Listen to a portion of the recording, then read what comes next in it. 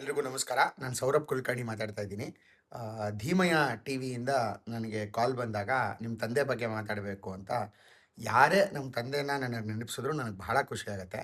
ನಾನು ಖುಷಿಯಿಂದ ಎಸ್ ಮಾಡೋಣ ಸರ್ ಅಂತ ಹೇಳಿದೆ. ಅದಾದಮೇಲೆ ಬೇರೆ ಕಾರಣಗಳಿಂದ ಸುಮಾರು ಒಂದು 2ರಿಂದ 3 ವಾರ ಪೋಸ್ಟ್‌ಪೋನ್ ಆಗೋಯ್ತು.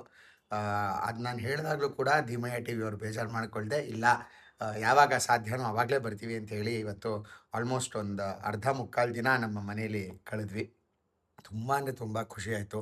ಎಷ್ಟು ಸರ್ಪ್ರೈಸಸ್ ರೆಡಿ ಮಾಡ್ಕೊಂಡು ಬಂದಿದ್ರು ಅಂದರೆ, ಊಹೆಗೂ ಮೀರಿದಂಥ ಸರ್ಪ್ರೈಸಸ್‌ಗಳು ಇವತ್ತು ನನ್ನನ್ನು ಕಾಯ್ತಾ ಇದ್ವು.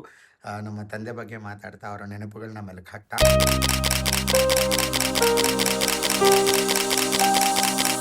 ತುಂಬ ಅಂದರೆ ತುಂಬ ಚೆನ್ನಾಗಿತ್ತು. ನಾನಂತೂ ಎಂಜಾಯ್ ಮಾಡಿದೆ ಇಡೀ ದಿನ.